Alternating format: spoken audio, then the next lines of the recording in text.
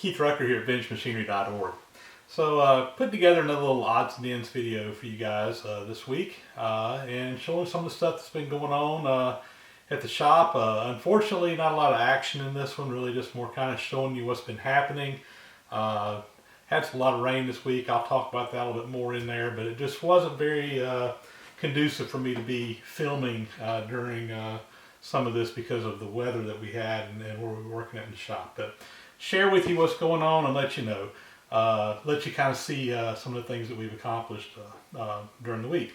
Also show some viewer appreciation mail, and I want to make one little quick comment, and I'm going to try real hard to make this the last time I talk about my cameras being stolen, which I shared with you guys a couple weeks ago.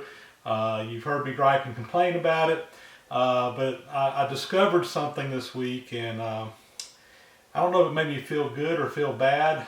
It didn't make me feel real good, but it made me feel better, I guess. I was at my truck, getting in my truck one day, and I just happened to look at the door lock on the driver's side, which is the only actual lock on the truck, and it didn't look right. And I got in there and looked a little bit closer, and I could actually tell where someone had stuck something into that lock and pried on it and messed it up. A little flap on the front where the key covers up that little key entry, it was just messed up. I put my key in there and tried to unlock it, and my key won't even work in there anymore. So I say it makes me feel a little bit better, and the only reason I say that is because my truck was locked. I originally thought that I had gone off and left my truck unlocked, but no, some scumbag actually broke into my truck and did damage to my vehicle.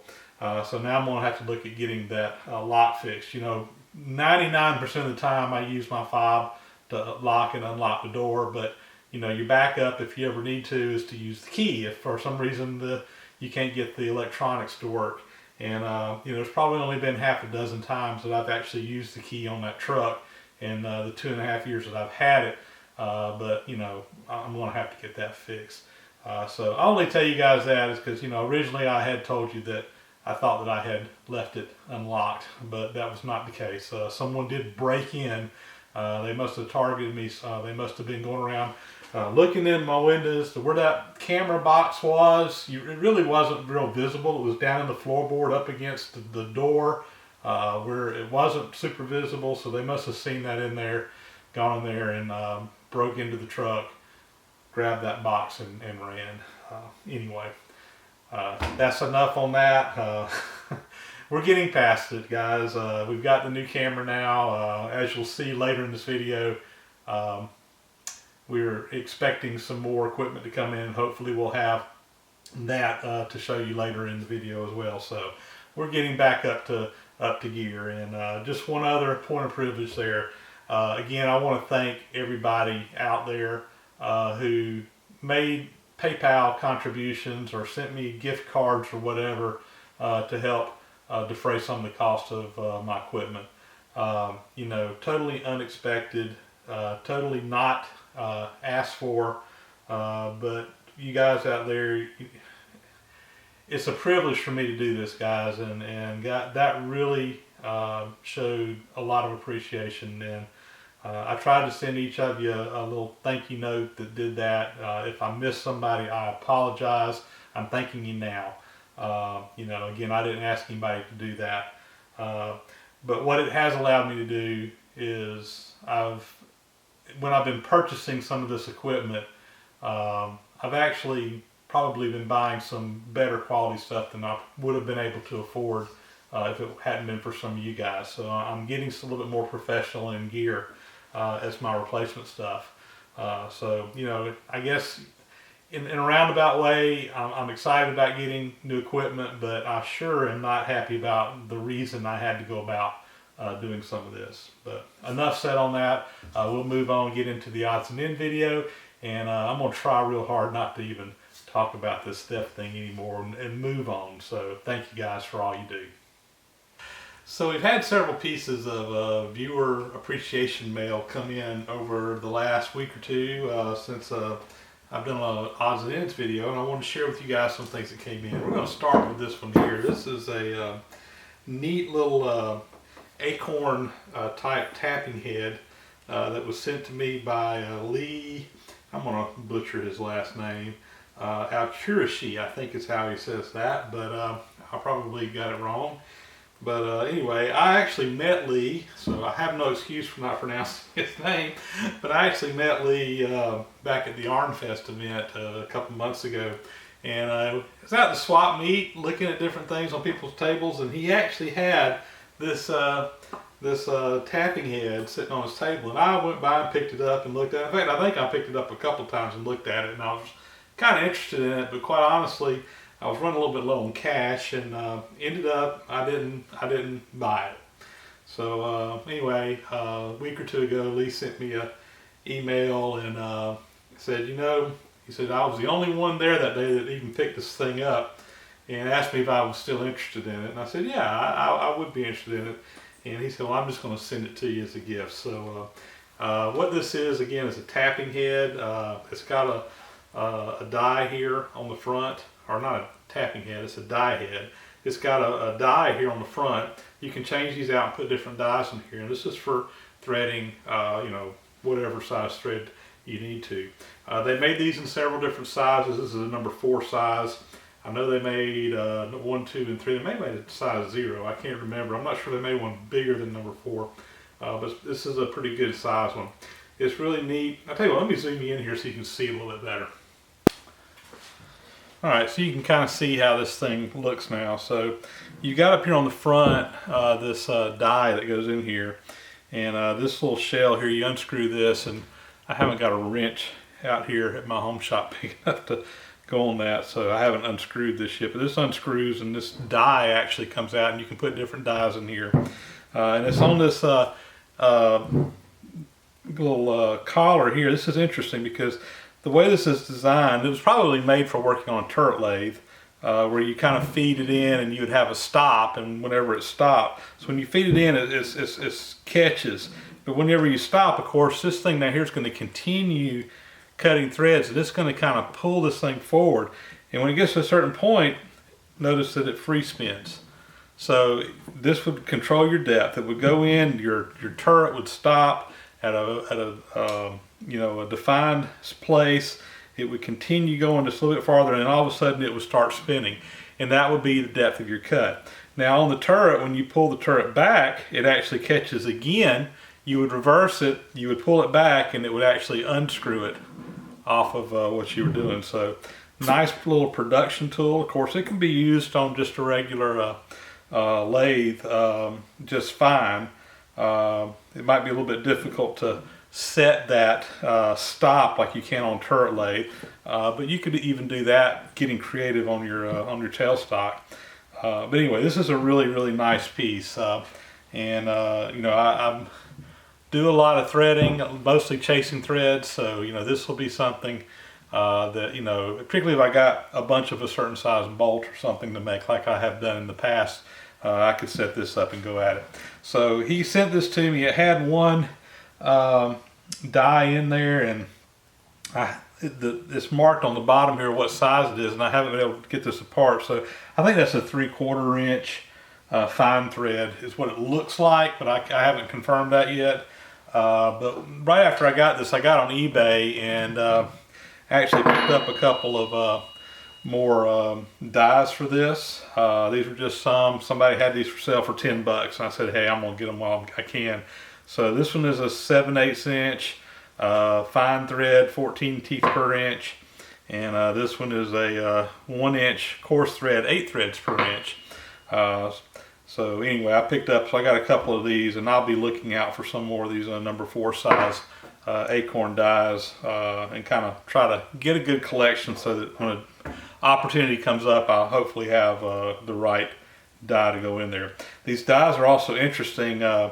You can easily come in here, or someone with a sharpening setup can come in here, and you can actually just touch off these little flats right here, and it sharpens these. So these dies can be sharpened multiple times, and these two here look like they've never been, it's just got the factory grind on it is what it looks like to me. So these still have a lot of use in them. The other one here, this one here, these are pretty sharp. This one here looks like it's been used some, the one that's in here. So we may have to see about getting that one sharpened if we want to use it. So anyway, Lee, thank you so much.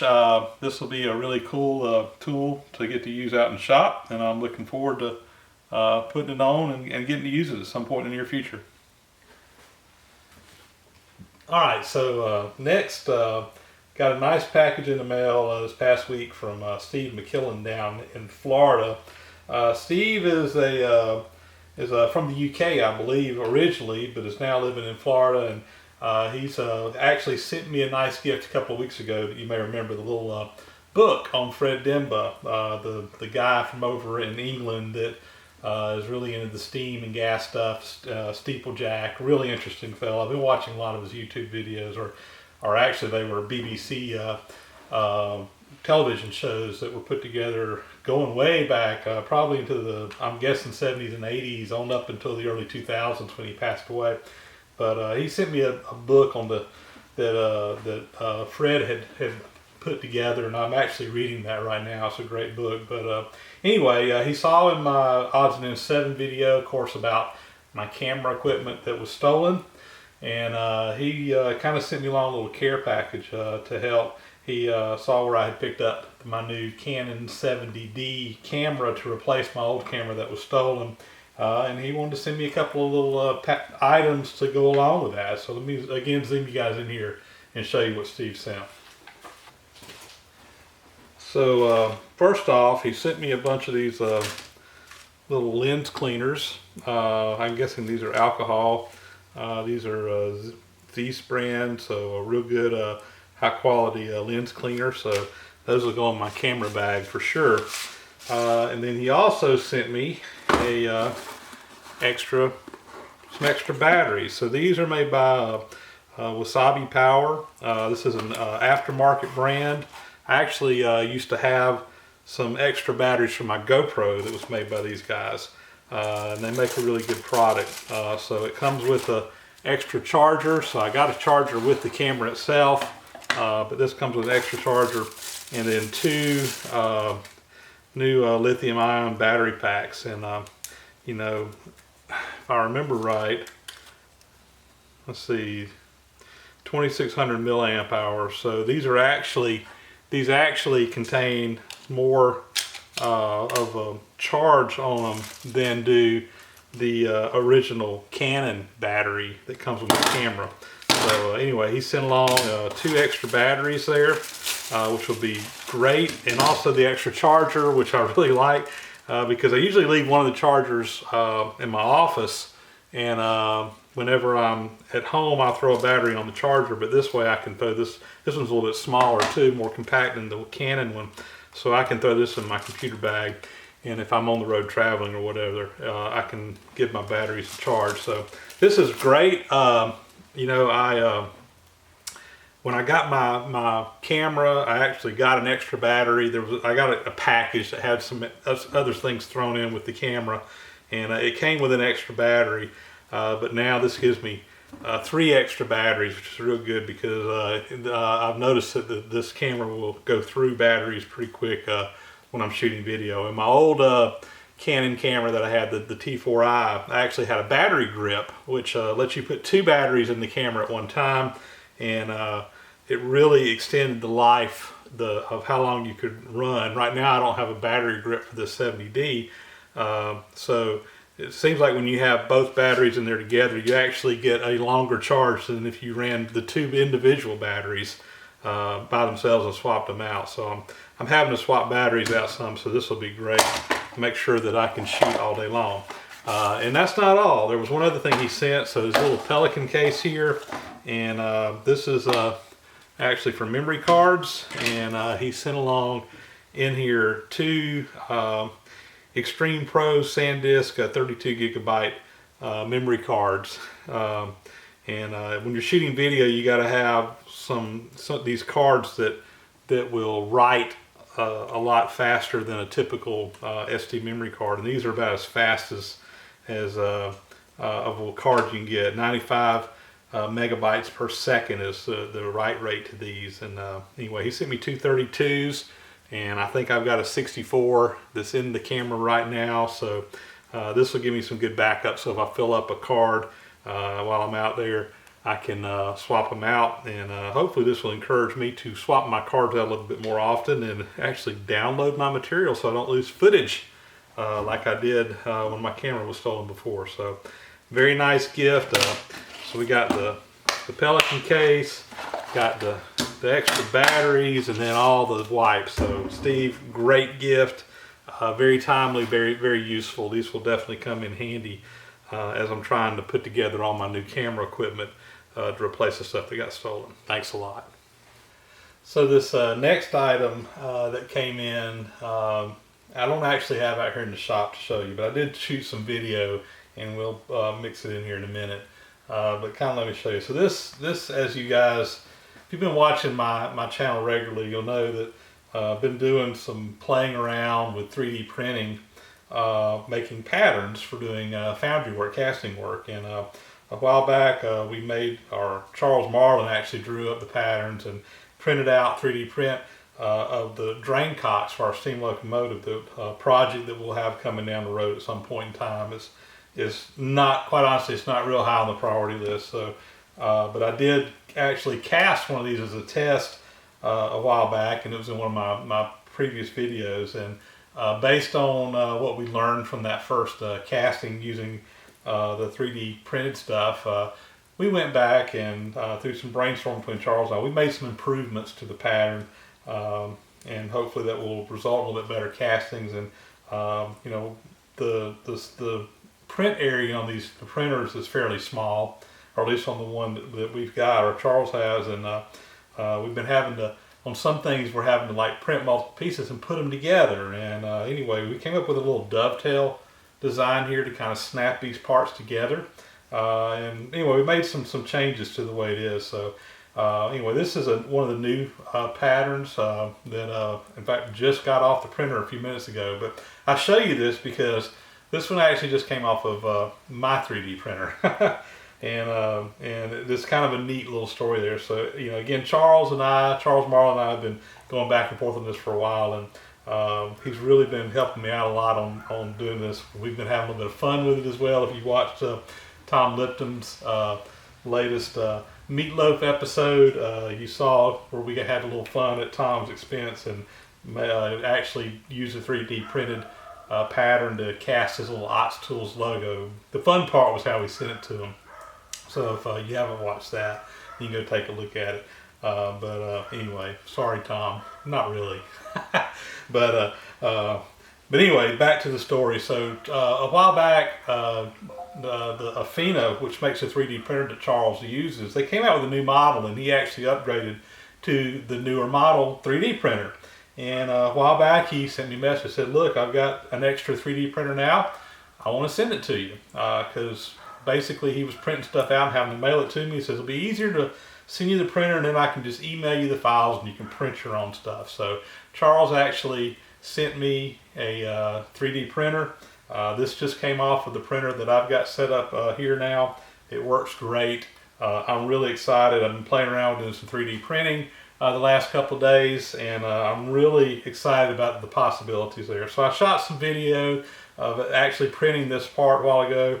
So if you've never seen a 3D printer work, you can kind of see how it works. But it basically takes this ABS plastic in a filament roll, and it kind of melts it and just lays it down in layer after layer. It kind of goes back and forth like an old plotter did. Oh, if you remember pin plotter, some of you older guys. And it just basically builds up a piece. So anyway, I'm very excited about the 3D printer. Really an awesome viewer gift, and thank you Charles for sending that along, and we're going to be having a lot of fun down the road making new stuff with these 3D printers. So here's an item. It's not a viewer appreciation gift, but this is something that I picked up over the weekend. I was out at went down to Moultrie, Georgia, which is about 45 minutes from where I live, and they have a couple of times a year a big automotive swap meet down there. Where they've just got acres and acres and acres of people bringing in old cars and what have you, and lots of people with tables set up with things for sale. And I went down there hoping to find a couple of tools I might won't. And I was a little disappointed there wasn't that many machinist tools out, at least that I saw, but I did manage to pick up one nice little thing. So this is a, let me zoom you in so you can see it. You'll like this. So what I found was a very nice Greenfield number 5 tap handle or tap wrench, whatever you want to call it. I can't remember. One's a tap wrench and one's a tap handle. I can't remember. I think this is the tap handle, if I remember right. Some of you guys will probably correct me if I'm wrong. But anyway, this is a real nice Greenfield. It's in great shape. The stock in there, the clamps on there, I mean, you can tell it's been used, but there's not a lot of wear in there. A lot of these things will be kind of boogered up in there where you really can't use it. So they had $10 on it. I thought that was a fair price, and I bought it. You know, in retrospect, they had another one of these identical to it on the table as well, but it was a little bit chewed up in here. It wasn't bad. It was still very usable, and they wanted $8 for it. This is one of the first tables I came to, and not knowing what else I might find later on, I only bought this one. In hindsight now, since I didn't buy anything else, I kind of wish that I had gone back over and picked up that other one. But anyway, this is real nice. So I've got a number 6 tap handle out at the shop. It's a Greenfield, and a couple of other sizes that are different makes. Some of them probably not the highest quality, but this is one of the things I've been trying to put together a nice collection of these. So anyway, this is nice to find this nice number 5 to go along with my number 6. And anyway, this is going to go out in the toolbox, and I'm sure this will get used a lot. It's really, really nice. So I'm out here in the shop shooting this stuff right now that I was just showing you guys the tap handle, and I heard, as I was just finishing that clip up, I heard a vehicle coming down the driveway, and I shut the camera off and looked. It was a UPS truck, and lo and behold, he had another item on there that I've been waiting for, and it's something that I ordered. It wasn't a gift, but again, as you guys know, I had all my equipment stolen, and I've already replaced my camera. Been wanting to get a new set of wireless mics because I really like the quality of sound that I've been getting off of a wireless mic over the ambient noise you pick up with the regular mic. And the wireless mic that I had before, I can't remember the brand name on it. It was one I picked up on Amazon. It was fairly inexpensive. Had decent reviews, not great reviews, but I bought it anyway. And it's one of those purchases that when it was all said and done, I kind of regretted it. You know, it worked. It worked great. You know, the quality of sound on it was fine, but it had some limitations. First off, the case was made out of really cheap plastic.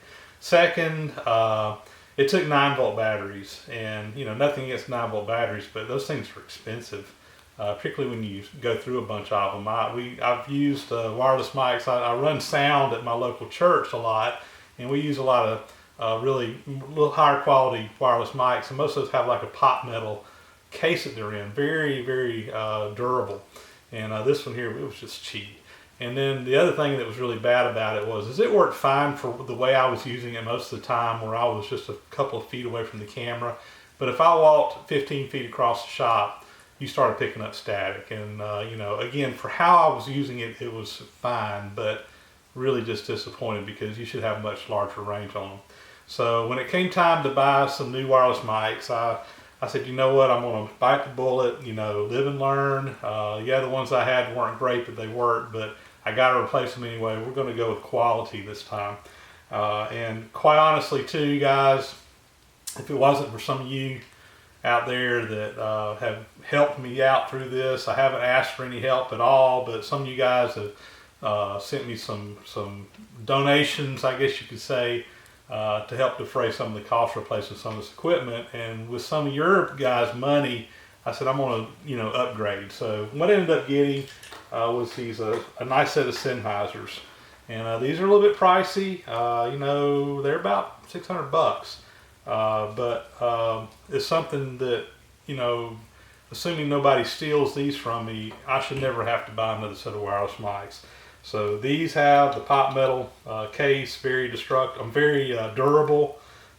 Even the cords on here, this has a little screw in piece here so that the cord won't come out. I've actually gone out and recorded stuff before and the cord had popped out and didn't have any sound and had to go back and re-record stuff or dub over it or do something. So anyway, this is the receiver. It goes up on the camera. Came with a little mount to go on the hot shoe on the camera, and then this just plugs right into my camera. And then this is the transmitter that I carry with me, and it's got even the microphone here is just, man, it's just so much higher quality than that other one that I have. So I haven't tried these out yet. I just unboxed them, put the batteries in them. They take AA batteries, which are a lot more economical to buy. Another thing I like about these is there's actually a meter on here that shows the battery level. My old ones, you never really knew what the battery level was until they just kind of quit working. And again, sometimes that would mess me up. I'd be in the middle of a shoot and then realize that the battery had gone dead. And because of that, I was having to swap my batteries out more often, which was costing me more money. So anyway, these are just much better. So I haven't even tried them. We're going to take a quick break here. I'm going to put these on, and you guys can compare the difference in the audio from the built-in mic on the camera versus the wireless mic. And this should actually be really good sound. We'll see. All right, so we got the new wireless mic hooked up now, and we'll have to wait until we edit this video to really compare the quality of the sound to what I had. So some of you guys will probably ask, this is the model EW100G3. And I have not done any adjustments to these. There's actually quite a bit of tweaking you can do to these mics as far as adjusting the gain and what have you on them. So this is right out of the box, and we'll listen to what it sounds like, and if necessary I may go back and make some adjustments to them. I suspect, knowing the quality of Sennheiser, they're probably going to be pretty good right out of the box. But anyway, I haven't heard it. You'll get to hear it right there along with me for the first time. But anyway, I'm excited to have wireless mics again, and hopefully that'll improve the quality of my videos a little bit for you guys. And if nothing else, it should help reduce a lot of the background noise and ambient noise that you pick up a lot of times with that onboard mic on the camera. The mics on the cameras aren't terrible, but they're not great either. But anyway, hopefully this will be an improvement. Well guys, I thought I'd give you an update on the Vance Planer matcher. Been working on this the last couple of days, and just FYI, I'm shooting this basically the week before Thanksgiving, or the week of Thanksgiving in 2014, and I basically have the whole week off from work. So starting on Saturday, I came out here and worked Saturday. Didn't come out Sunday. Was out here most of the day on Monday and a good part of the day yesterday on Tuesday. But I really didn't do any shooting at all, and the reason is that it started raining here on Saturday, and it basically quit this morning on Wednesday. So we had about 4 straight days of just rain, and where the matcher is at, where I was out here working, yeah, it's under shelter, but it was really nasty wet, and I just didn't want to get my camera out in that weather, because it was pouring down rain, guys. We had 5 or 6 inches of rain over the 4 days, so which we really needed. We've had a really dry summer here, and I know I've got a pond behind my house, and it was almost dry, and it's probably at least over half full now. So we got some much needed rain, but because of that, I just didn't get the camera out. And quite honestly too, a lot of the work I was doing really wasn't exciting. It was more just grunt work type stuff. We had some bolts that were on the frame here that had broken off when I'd taken them. I had to get those out, which is just time consuming and just takes up a lot of time and energy. But we got those. I think there was 4 broken bolts on this frame we had to get out, and 2 broken bolts on the table, which I'll show. So a total of 6 broken bolts. I got the guard that covers the gear back on, and we actually had to get some of those bolts out to get this in, because 2 of the broken bolts was what bolts this down. So we got that back installed. We've got all the drive pulleys on the jack shaft. So all this stuff is installed now. We may have to do some fine tuning to them once we get the belts on here and see how those go. I've still got to get my drive pulley, which will actually drive this, come from the power source, which can go right here. We've got the pulley. I went and found one. We got the shaft out of it. It pressed out real easy, and it needs to be sandblasted and cleaned up. And that was the plan on Monday, is we were going to take the pulley and some other stuff over and have it sandblasted. But with the rain, we couldn't do any sandblasting, so it'll probably be next week now before we can get that done. This is will be the hanger to support the shaft out here on the end. Still got to pour the babbitt for the bearing block in there, but I want to kind of get the pulley on first and go ahead and get it done right where I'm going to install it on the shaft. So that's going to have to wait until we get that done. So I'm going to stand still on that. We've got the table that goes on here, and again, it needs to be sandblasted. I'll show you guys that in a minute. We did a little bit of work on it. And then really that's it. Guys, I mean, this machine is getting so close, and I'm really frustrated because we weren't able to get things quite as far along this week while I had off because of the weather. But again, I'm not complaining. We needed that rain real bad.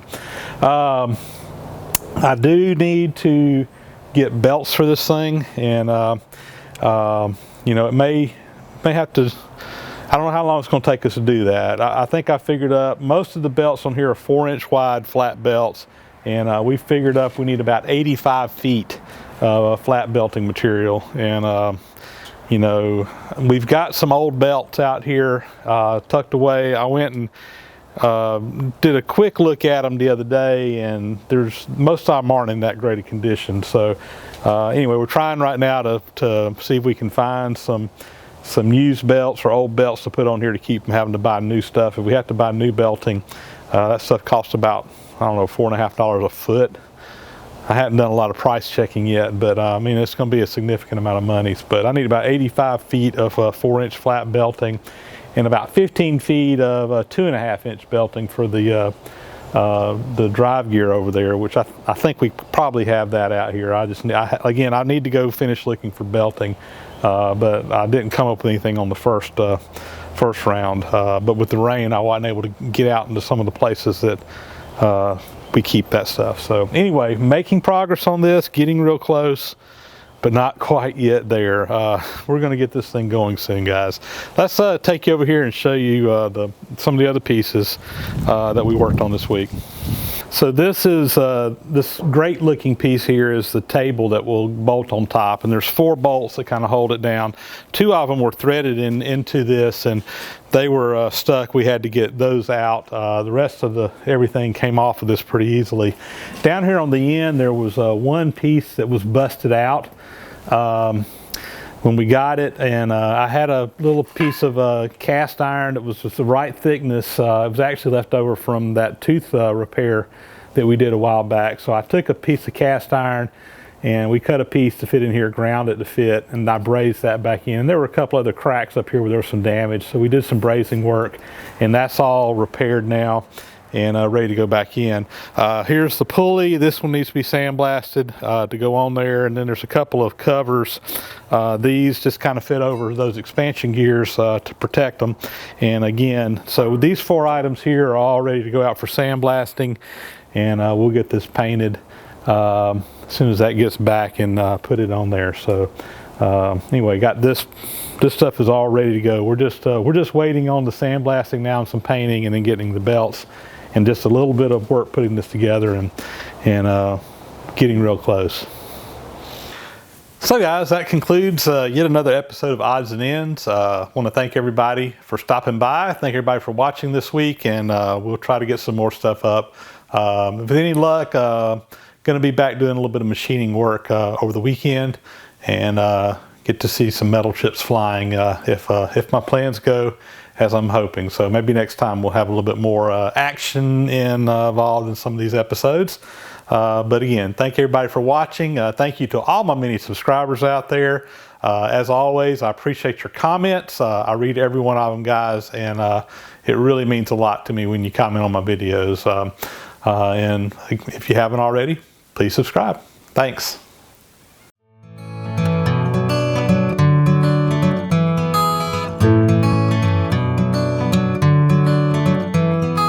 you.